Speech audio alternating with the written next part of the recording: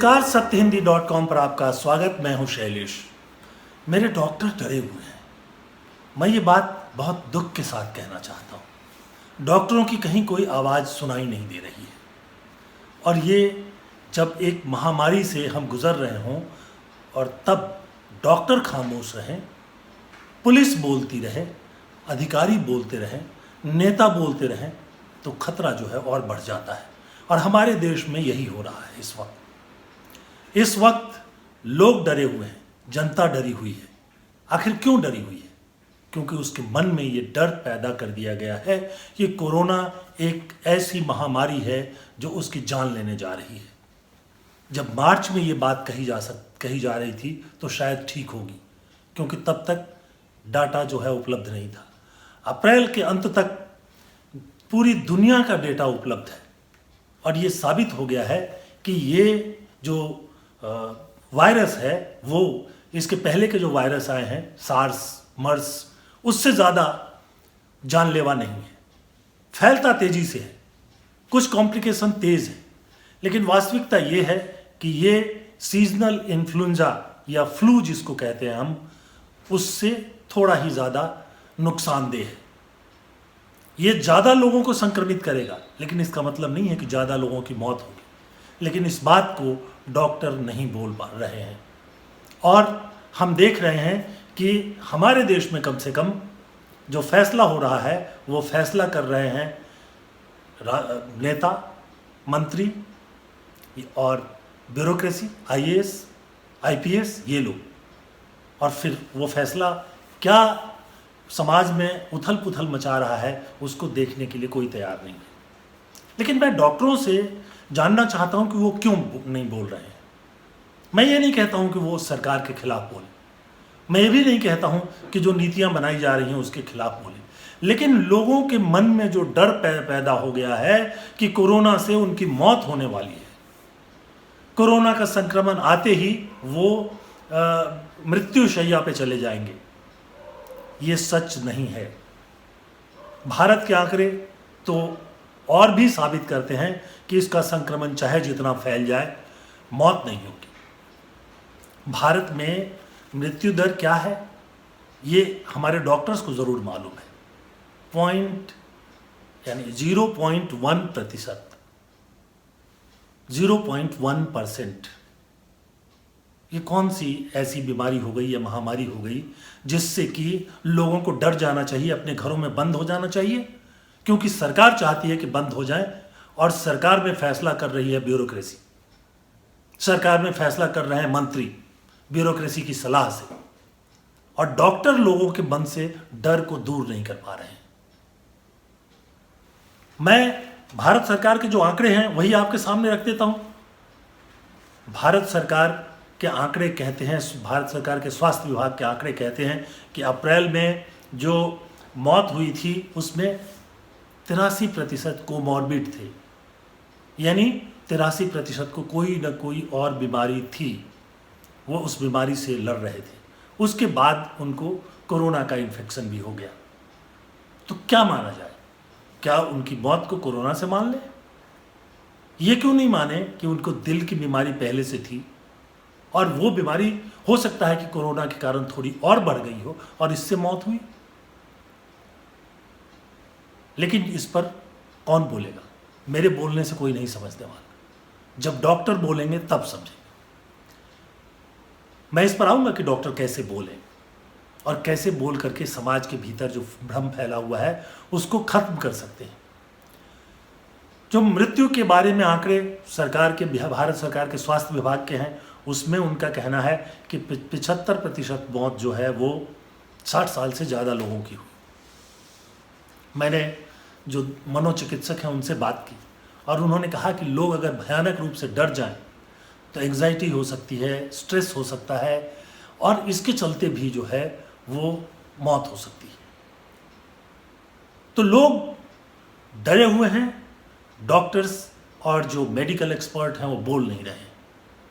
जाहिर सी बात है कि अगर वो खामोश रहेंगे तो आम लोगों के मन से भय दूर नहीं होगा। अभी भी लोगों के मन में यही डर फैला हुआ है कि कोरोना से मौत हो जाती है। जो कि सच्चाई नहीं है।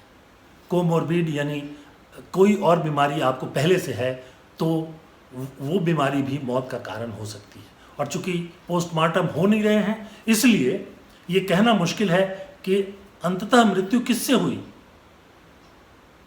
उनकी मृत्यु दिल के दौरा से हुई या फिर कोरोना से। कोरोना का इन्फेक्शन अगर पहले दिन, दूसरे दिन, तीसरे दिन के स्टेज में है तो उससे मौत नहीं हो सकती। 5वें दिन के बाद वो पीक पे आता है, संक्रमण जो है वो बहुत तेज़ होता है 8वें 9वें दिन। ये डॉक्टर्स ही मुझे बताते हैं कि 8वें 9वें दिन, 7वें 8वें 9वें दिन मौत हो सकती है। उसके पहले कम से कम 5 दिन जो है लोग सुरक्षित रहते हैं। लेकिन अगर कोमोर्बिड है यानी कोई और बीमारी है तो फिर वो बीमारी जो है मौत का कारण बन सकती है। तो मेरा कहना यह है कि जब दुनिया में आर्थिक संकट होता है तो अर्थशास्त्री सामने आते हैं, जब राजनीतिक संकट होता है तो राजनेता आते हैं, जब सीमाओं पर संकट होता है तो सेना आगे आती है, और आज जब स्वास्थ्य पर संकट है तो फैसला कौन किसको लेना चाहिए और किसको बोलना चाहिए। आज तो ये डॉक्टरों के बोलने का वक्त है। आज तो ये वक्त है जब कि महामारी के जो विशेषज्ञ हैं वो बोले, लेकिन वो नहीं बोल रहे हैं। बोल रहे हैं वो लोग जो कि स्वास्थ्य के बारे में कुछ नहीं जानते। संयोग से भारत में ऐसी व्यवस्था है कि इस देश का स्वास्थ्य सेक्रेटरी और पूरा का पूरा जो स्वास्थ्य मंत्रालय का पारा पढ़ने लिया होता है उसमें मेडिकल एक्सपर्ट्स के लिए कोई जगह नहीं है। स्वास्थ्य सेक्रेटरी कोई भी IAS हो सकता है, उसका डॉक्टर होना ज़रूरी नहीं है, उसका जॉइंट सेक्रेटरी, एडिशनल सेक्रेटरी कोई भी हो सकता है, और वही फैसला करते हैं। और वो अपने नीचे फैसला की सलाह लें या नहीं लें, और नीचे की सलाह को माने या नहीं माने, उस पर कोई फ़र्क नहीं पड़ता है। और इसलिए कोरोना का संक्रमण जब शुरू हुआ उसके बाद से ही हमारे यहाँ नई चीज़ें शुरू हो गई। अब एक समय यह आया जब देश के प्रधानमंत्री ने कहा कि ताली और थाली बजाओ।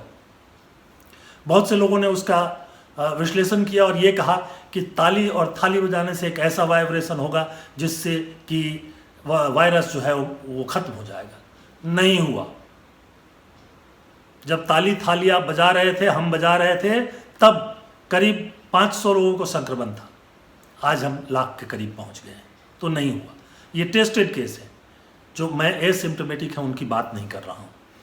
तो उसके बाद दूसरा मौका आया कि रात को 9 बजे 9 दिए जलाओ। ऐसा लगा कि कोई ज्योतिषीय गणना है। अब इस गणना के हिसाब से रात को 9 बजे 9 दिए जलाएंगे तो फिर वायरस जो है वो खत्म हो जाएगा। दरअसल सरकार जो है लंबे समय से इस एक ही रास्ते पे चल रही है कि कोरोना को खत्म कर देना है। लेकिन हमारे देश में जो वरिष्ठ महामारी विशेषज्ञ उपलब्ध हैं, उनमें से एक हैं जयप्रकाश मुलेयिली, और उनसे तो मैंने खुद बातचीत की, और दूसरे T. जैकब जॉन, उनके कुछ इंटरव्यू मैंने देखे। दोनों एक ही बात कह रहे हैं कि ये वायरस जाने के लिए आया ही नहीं है। जब तक कम से कम 60% लोग इससे इन्फेक्टेड नहीं हो जाएंगे, यानी 60% लोगों को ये संक्रमण हो नहीं जाएगा, तब तक ये नहीं जाएगा। अब वायरस के खत्म होने के ये जो इससे संक्रमण को खत्म करने के 2 ही तरीके हैं। या तो कोई वैक्सीन आ जाए, अभी तो साल 6 महीने 1 साल तो दिखाई नहीं देता, और दूसरा तरीका ये है कि लोगों में इम्यूनिटी आ जाए। इम्यूनिटी आती है तब जब एक बार वो बीमार होकर के उससे ठीक हो जाते हैं। तो जब हमारे देश में ज़्यादातर लोग इससे संक्रमित होकर ठीक हो रहे हैं तो फिर किस बात का डर है? इस बात को बताया क्यों नहीं जा रहा है? ये मेरी बड़ी चिंता है। अब सरकार जो है जिस नीति पर मार्च में चल रही थी उसी नीति पर अप्रैल में चलती रही, उसी नीति पर मई में भी चल रही है, शायद जून में भी यही करेंगे। उनको इस बात की कोई चिंता नहीं है कि 14 करोड़ मजदूर जो हैं वो सड़क पर आ गए हैं। उन्हें मालूम है कि वोट लेते समय कोई और मामला खड़ा कर दिया जाएगा, कोई बालाकोट खड़ा हो जाएगा, कोई और नकली मुद्दा खड़ा हो जाएगा और वोट मिल जाएगा, कोई राष्ट्रवाद खड़ा हो जाएगा, कोई धर्म का मुद्दा खड़ा हो जाएगा। लेकिन डॉक्टर तो इससे ऊपर है। वो स्वास्थ्य की बात सिर्फ स्वास्थ्य के लिए करता है, वो किसी राजनीति से बात नहीं कर सकता। तो जब आप कहते हो कि वैक्सीन आ जाएगा, हर्ड इम्यूनिटी आ जाएगी, खुद कहते हो कि सितंबर तक शायद आएगा, वो भी ट्रायल का एक अगला स्टेज होगा, और फिर भारत में 135-140 करोड़ लोगों को कितने दिनों में उसको दिया जाएगा, तब तक हमारे देश में 60% लोग इन्फेक्टेड होंगे। और अगर डॉक्टर मुलेली और जैकब जोन ठीक कह रहे हैं, जो कि महामारी विशेषज्ञ हैं, तो ये हो जाएगा। देखिए 1918 में, माफ़ कीजिएगा, 1918 में इस तरह की एक महामारी आई थी हमारे यहाँ, स्वाइन फ्लू। पूरी दुनिया में इससे मौतें हुई थी। बताते हैं कि भारत में करीब 1,80,00,000 लोगों की मौत हुई थी। वो दौर था जब बसें नहीं थी, जब ट्रेन नहीं था, सड़कें नहीं थी, हवाई जहाज नहीं थे, पानी के जहाज नहीं थे, कुछ भी नहीं था। आज ये सब है। चलिए, आपने ट्रेन बंद कर दिया है, हवाई जहाज बंद कर दिए हैं, लेकिन बसें चल रही हैं, कुछ लोग ट्रकों से निकल रहे हैं, यानी एक जगह से दूसरी जगह जाना आना अभी भी जारी है। सर, खुद रेलवे मंत्रालय कहता है कि 15-16 लाख लोगों को ट्रेनों से उनके घरों तक पहुंचा दिया गया है। तो इस कोरोना को जहां जहां तक पहुंचना था वहां तक पहुंच गया है, और इससे मौत नहीं हो रही है। ये अच्छी बात है। इसका मतलब हमारे भीतर इम्यून सिस्टम बढ़ रहा है। हो सकता है कि जो सरकारी भाषा में इसको कहें कि केस बढ़ रहे हैं, मेरे हिसाब से इम्यून लोगों की संख्या बढ़ रही है। और जो लोग एसिम्प्टोमेटिक हैं, यानी जिनमें कोई लक्षण दिखाई नहीं देता, उस पर भारत में तो कोई सर्वे हुआ नहीं। अमेरिका का एक सर्वे मैं देख रहा था, इसमें उन्होंने अनुमान किया है कि अभी कोई 1 सप्ताह पहले का सर्वे है कि करीब 6% लोग जो हैं इम्यून हो चुके हैं। 35 करोड़ की आबादी अमेरिका की है, और हम अगर उनका 6% मान लें तो कोई 5-1 करोड़ लोग, तो 5-6 करोड़ लोग जो हैं वो शायद इम्यून हो चुके हैं। भारत के हिसाब से अगर देखें तो हमारे यहाँ संख्या और भी ज़्यादा हो। चाहे वो गरीब से गरीब हो, संक्रमण से लड़ने की क्षमता उसमें है। लोग घर में रहकर ठीक हो सकते हैं, किसी जांच और टेस्ट की ज़रूरत नहीं है। ब्रिटेन के एक डॉक्टर को, जिनको कोरोना संक्रमण हो गया था और वो उससे ठीक हुए, घर में रहकर ठीक हुए, मैंने उनका इंटरव्यू किया तो उन्होंने कहा कि जब उन्होंने अपने अस्पताल को बताया कि ये सिम्टम है, कोरोना का है, इसकी जांच करा लें, तो अस्पताल में उनके ही साथियों ने कहा कि जांच की ज़रूरत नहीं है, आप कोरोना से संक्रमित हैं, ये लक्षण वही हैं, तो आपको जो प्रिकॉशन लेने हैं वो लीजिए, घर पर रहिए। घर पर रहकर उन्होंने सामान्य इलाज किया, यानी जो बुखार उतारने वाली दवाइयाँ, पैरासीटामोल लेते रहे, पानी पीते रहे, और जो अपने को स्वस्थ रखने के लिए कर सकते हैं, पूरे परिवार में बच्चों के साथ रहे, बच्चों को और उनकी पत्नी को नहीं हुआ। तो ये सब बातें, ये सब तथ्य जो हैं आज हमारे सामने हैं। और अगर सरकार दावा कर रही है कि वो कोरोना को मिटा देंगी, तो वो गलत है। सिर्फ एक ही काम लॉकडाउन के जरिए हो सकता था, और वो हो चुका है। वो था कि हम इस बीमारी के लक्षण को, चूंकि नई बीमारी थी, तो लक्षण को समझें और उसके आधार पर उससे कैसे डील करना है, उसकी स्ट्रेटजी बनाएं, अस्पतालों को थोड़ा बेहतर बनाएं, डॉक्टरों को प्रशिक्षित करें। तो जितना होना था हो गया। अब दूसरा स्टेज आता है। पहले स्टेज में यह किया, क्वारंटीन सेंटर बनेंगे, लोगों को 14 दिन या 21 दिन वहाँ ले जाकर रखा जाएगा। अब ये बात भी साबित हो चुकी है कि आप घर में रहें, थोड़ा अपने आप को दूर रखें लोगों से, ताकि ये और लोगों को नहीं फैले। बाहर निकलते हैं तो मास्क लगाएं, ताकि आपसे दूसरों को नहीं फैले और दूसरों से आपको नहीं फैले।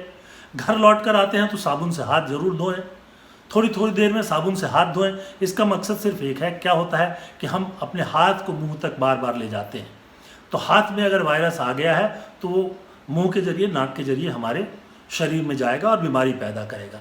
तो अगर थोड़ी थोड़ी देर तक 20 सेकंड के लिए आप हाथ धो लेंगे तो वायरस हाथ में ही मर जाएगा। आप मुंह को छू लेंगे तो भी नहीं फैलेगा। मैं ये सब बातें बोल रहा हूँ, लेकिन ये मैं जानता हूँ कि लोग मेरी बात को नहीं मानेंगे। मैं विशेषज्ञ नहीं हूँ, लेकिन डॉक्टर बोलेंगे तो ज़रूर मानेंगे। मैं बताऊँगा कि डॉक्टर कैसे बोल सकते हैं। और ये बात डॉक्टरों को, मैं भले ही इस प्रोग्राम को संबोधित कर रहा हूँ, लेकिन मैं ये बात जो आम जनता है उसकी तरफ से कर रहा हूँ। आम जनता की तरफ से ये अपील कर रहा हूँ मैं कि कैसे करें। अब ब्यूरोक्रेसी तय कर रही है। यहाँ एक डिसास्टर मैनेजमेंट अथॉरिटी अब 1.5 महीने के लॉकडाउन के बाद एक अब दिखाई दी है। वो कोई डॉक्टरों की अथॉरिटी नहीं है, उसमें बहुत सारे लोग हैं। ज़्यादातर उसमें डोमिनेंस जो है वो उन्हीं लोगों का है जो ब्यूरोक्रेसी के लोग हैं, जो जिनका कि जो न महामारी को जानते हैं न बीमारी को जानते हैं। और हमारा Indian council of medical research वो तो सरेंडर कर चुका है, लगता ही नहीं है कि वहाँ कोई बोलने वाला समझने वाला बचा हुआ है। और जो पॉलिटिशियन हैं वो सिर्फ एक बात पे उतारू हैं कि हमारे यहाँ संक्रमण की संख्या नहीं बढ़े, वो संख्या बढ़ेगी बढ़ेगी बढ़ेगी, उसको रोक नहीं सकते। और आप जानते हो कि करीब 98% लोगों को संक्रमण से कोई खतरा नहीं है, ये डेटा सामने आ चुका है। तो फिर संक्रमण से क्या डरना। जो 2% बच जाते हैं उनमें कुछ कोमोर्बिड होंगे, यानी उनको दूसरी बीमारियां होंगी, वो क्रिटिकल हो सकते हैं। उनमें से कुछ बुजुर्ग होंगे, यानी 65 साल 60 साल से ऊपर के होंगे, उनमें कॉम्प्लिकेशन बढ़ सकता है। उनका अस्पतालों में इलाज करें। आज हो क्या गया है, जो सरकारी अस्पताल हैं वो कोरोना अस्पताल में बदल गए हैं, और जो प्राइवेट अस्पताल हैं वहाँ या तो मरीज डर के मारे जा नहीं रहे हैं, और जा भी रहे हैं तो उनकी ठीक से देखभाल नहीं हो रही है। वहाँ सरकारी अस्पतालों प्राइवेट अस्पतालों के डॉक्टर भी जो अभी तमाम झमेले से अलग रहना चाहते हैं। कोई एक आदमी उनके अस्पताल का संक्रमित हो गया तो अस्पताल सील हो जाएगा, तो कौन मुसीबत ले। अगर जो ये सारा का सारा जो तामझाम तैयार किया गया है उसमें यही बातें की जा रही हैं। समय बहुत निकलता जा रहा है, मैं ज़्यादा लंबा नहीं करूँगा, लेकिन मैं ये कह सकता हूँ कि जो मार्च में स्थिति थी वो मई में नहीं है। मार्च में हमें लॉकडाउन करना हमारे लिए ज़रूरी था, क्योंकि हमको मालूम नहीं था कि ये वायरस कितना नुकसान कर सकता है और इससे निपटा कैसे जाएगा। अप्रैल में हम इस बात को अच्छी तरह से जान गए हैं कि ये वायरस भारत में ज़्यादा नुकसान नहीं कर सकता है, अमेरिका में भले ही कर रहा हो। उनकी अपनी स्थितियाँ हैं, वो सोचें। वहाँ भी जो है एक आदमी जो पिछले 37 साल से स्वास्थ्य का हेड बना हुआ है, 79 ईयर्स यानी करीब 80 साल की उसकी उम्र हो गई है, शायद वो 2018 के स्वाइन फ्लू के लाइन पर ही सोच रहा है। अगर उन्होंने सोचा होता तो अपने बुजुर्गों को बचाते जिनकी सबसे ज़्यादा मौत हुई है। अगर उनके पास हमसे ज़्यादा जानकारी होती तो वो उन लोगों को बचाते जो किसी और बीमारी से पीड़ित है। तो भेड़ चाल के पीछे जाने की ज़रूरत नहीं है। मैं आखिर में सिर्फ डॉक्टरों से 1-2 बातें करना चाहूँगा। अब सवाल ये उठता है कि डॉक्टर कैसे बोलें। मैं नहीं कहता कि आप सरकार के खिलाफ बोलें, मैं नहीं कहता कि आप लॉकडाउन पर बोलें, पॉलिटिकली सेंसिटिव इशू है। जो लोग लॉकडाउन के खिलाफ बोलते हैं उनको भी सरकार विरोधी माना जा सकता है, लेकिन हर डॉक्टर ये तो कर सकता है कि वो आम नागरिकों को बताए कि ये बीमारी जानलेवा नहीं है। अब तक के डेटा जो हैं वो यही कह रहे हैं कि संक्रमण होगा, मौत नहीं होगी। इस बात को अगर डॉक्टर कहेंगे तो लोग ज़्यादा बेहतर ढंग से समझेंगे और इसको मानेंगे। अब सवाल उठता है कि डॉक्टर कैसे कहेंगे। डॉक्टर्स छोटे छोटे अपने वीडियो बनाकर सोशल ग्रुप पर डाल सकते हैं, फेसबुक पर डाल सकते हैं, ट्विटर पर डाल सकते हैं, यूट्यूब पर डाल सकते हैं, व्हाट्सएप ग्रुप्स में डाल सकते हैं। अगर सैकड़ों की संख्या में डॉक्टर ये वीडियो बनाएं और उसको सोशल मीडिया पर डाल दें तो हर आदमी के पास 1, 2, 3, 4, 5 डॉक्टरों की राय पहुंचेगी और उसके भीतर से ये डर खत्म होगा कि कोरोना का मतलब मौत है, जो कि नहीं है, नहीं है, नहीं है। कोरोना का मतलब मौत नहीं है। ये जो डेटा है वो बता रहा है।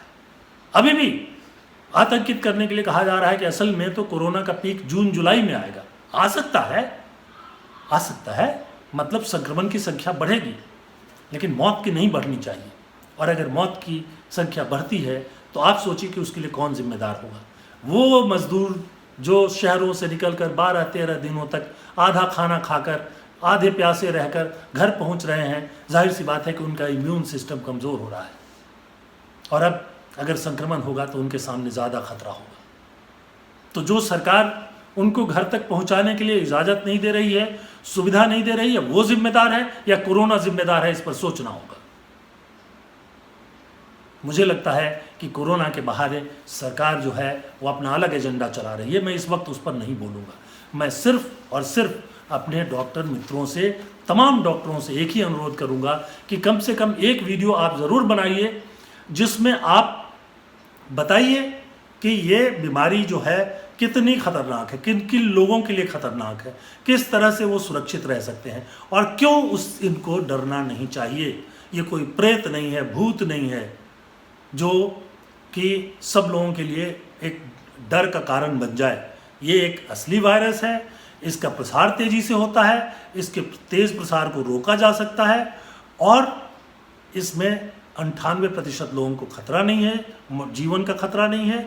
2% जिनको खतरा है उनमें से भी ज़्यादातर लोगों को सामान्य मेडिकल केयर के जरिए, कुछ लोगों को आईसीयू में भर्ती करके ठीक किया जा सकता है और मृत्यु की जो दर है वो 0.1% यानी 0.1% ही है। तो मैं अपने डॉक्टर दोस्तों से क्षमा चाहूँगा, अनुरोध फिर करूँगा कि आप में से जिनमें हिम्मत हो, जो सोचते हो देश के बारे में, वो ये वीडियो बनाकर ज़रूर सोशल मीडिया पर डाल दें कि ये बीमारी खतरनाक है कि नहीं है। और आप देखिए कि देश भारत का ही नहीं, दुनिया का माहौल किस तरह से बदलने लगता है, किस तरह से लोग अपने डर से बाहर निकल आते हैं और अपने सामान्य जीवन की तरफ लौटने लग सकते हैं। तो दोस्तों, हमारा ये विश्लेषण कैसा लगा हमें ज़रूर बताइएगा। आप सत्यहिंदी.com पर लॉगिन करके अपनी राय लिख सकते हैं। आप हमसे सहमत नहीं हो तो भी आपको अपनी राय रखने का अधिकार है, हम उसका सम्मान करते हैं। आप YouTube पर, Facebook पर, Twitter पर और दूसरे सोशल मीडिया पर भी हमसे जुड़ सकते हो। हम आपका स्वागत करते हैं। एक बात और चलते चलते ज़रूर कहूँगा कि आप जब सत्यहिंदी.com पर जाएंगे या इस वीडियो के बाद देखेंगे तो एक डिस्क्रिप्शन का कॉलम आएगा, वहाँ हम ये आपको बताएंगे कि कैसे आप सत्यहिंदी.com से और करीब से जुड़ सकते हैं। सत्यहिंदी.com सच्ची खबरों को आपके सामने लाने का एक माध्यम है, उसका विश्लेषण करने का माध्यम है और हम चाहेंगे कि आप हमसे और करीब से जुड़ें, हम एक दूसरे की समस्याओं को समझें। तो आज के लिए बस इतना ही। बहुत बहुत धन्यवाद। नमस्कार। सत्य हिंदी के और वीडियोस को देखने के लिए हमारे YouTube चैनल को सब्सक्राइब करें और सीधे नोटिफिकेशन पाने के लिए बेल आइकन दबाएं।